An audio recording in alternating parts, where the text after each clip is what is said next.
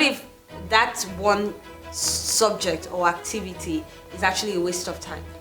What if you have 10 ideas and you got one first, so you're saying, let's focus on that one. What if it's a waste of time and the other idea is the productive one? How do you benchmark? Okay. Like, how do you?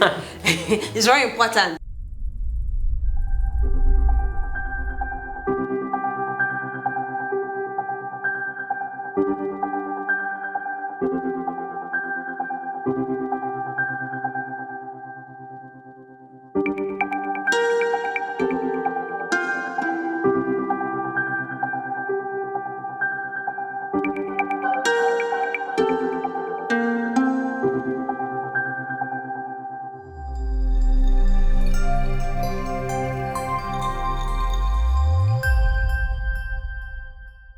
Peaceful mind is very important. A peaceful mind is a powerful mind. Yes. If your mind is disturbed, then you should not think of spiritual growth. If you have 50 desires, then you will not have stable life. Instead, I would say, have one desire, fulfill it. Then have one more and fulfill 1,000 desires. Doesn't that speak to focus? Focus, satisfaction, discipline. It's very easy to think 10 things at the same time Yeah. and get distracted and do nothing of it. I think that for people that are creative, and I'm like that as well. People that are creative, people that just come up with concepts, an idealistic mind. I think that if you do like a survey, you find out that a lot of people that are creative, they come up with ideas.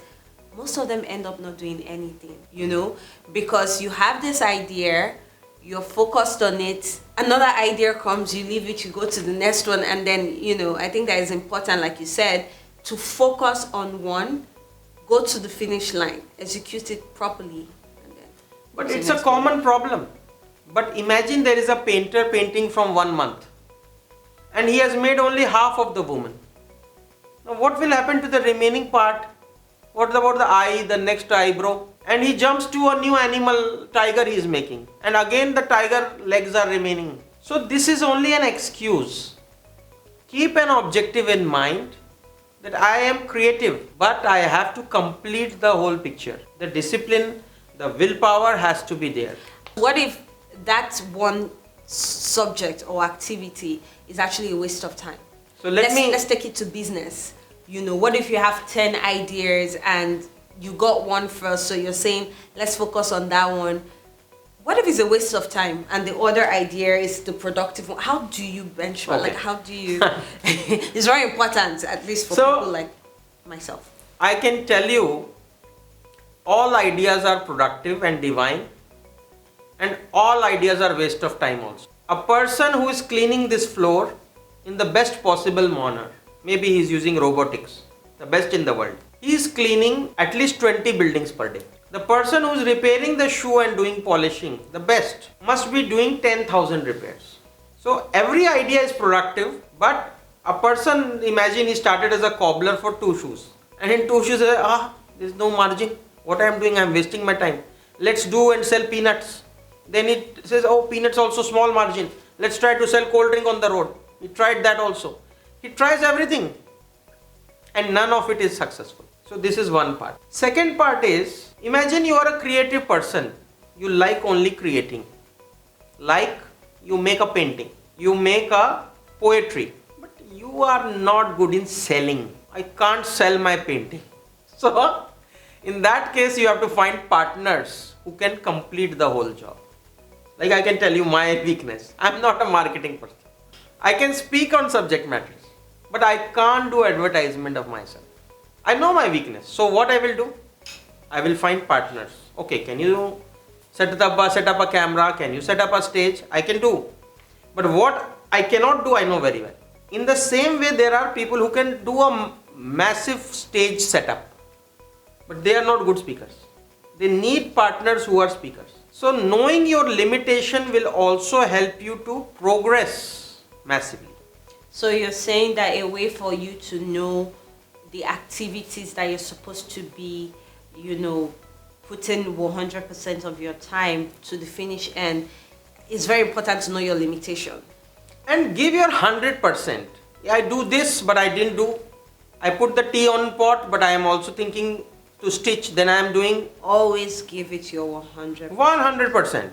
And secondly, all 10 creative ideas are productive. So what do? You can't focus on all 10. Then what you will do? Write those 10 ideas in your paper, in your personal diary, and write that I have given 1 month of my hard energy to this first idea because I think this will succeed. But if it doesn't work 1 month, I will go to the next again for 1 month, 2 months, whatever you commit. Okay, but doesn't that kind of underlines like what you said earlier? Because when you said when you use the example, I don't know if it's a cobbler, I can't remember, but when you said people don't spend enough time on the idea to even see if it's productive, doesn't that kind of contradicts with saying give it 1 month? Sometimes to my thinking, more than time, it is about commitment. Imagine I am a cobbler and I got only 2. Now I have given a commitment for 1 month. I will give my hard-earned energy. I will sacrifice. I will sweat in the sun. What I will do tomorrow? Will I sit there only? Because I only got 2 shoes. What I will do in the remaining period of the time? Will I sleep taking a pillow? I have a choice. Okay, why I am getting 2? Is it that my location is not good? Can I change the location to the high court where a lot of advocates are always going and coming and they all are wearing black shoes, not the sports shoes? I will have lot of opportunity for cleaning and repairing. Okay, I see boys going to the school. Can I find a location there? Maybe I'm not at the right location. Then he is at the right location, but there are 4 cobblers. Why they will come to you? You are new and there will be fights.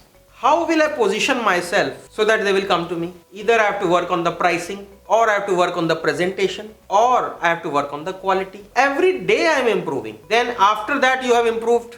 You are a big one.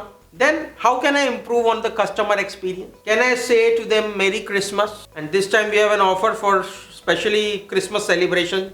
The laces are available with different colors. Wow. We have to give our commitment and bring innovation. And I can also tell you, all 10 ideas also you can do at the same time. You can find many business houses producing from salt to steel, from salt to car.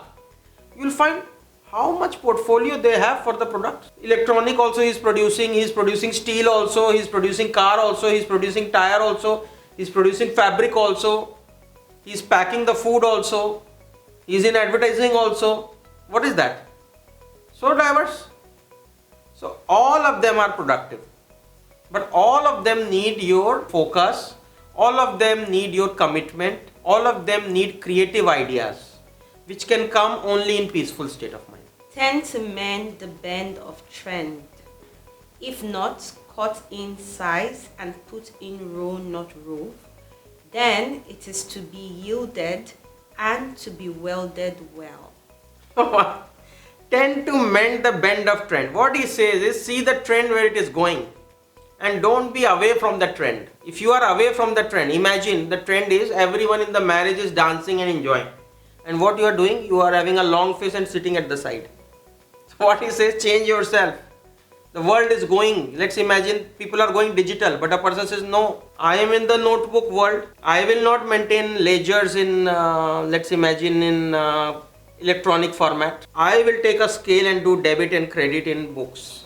What will happen? So he says, cut in size, organize yourselves, yield. Yield means surrender to the trend and follow the trend. Don't be behind the world. The brain is known with knowing nothing, and the mind is nothing but the thought-oriented sensorium. So I think this is very important. He breaks down into hardware and software. So he says brain, which is the hardware, it knows nothing about itself.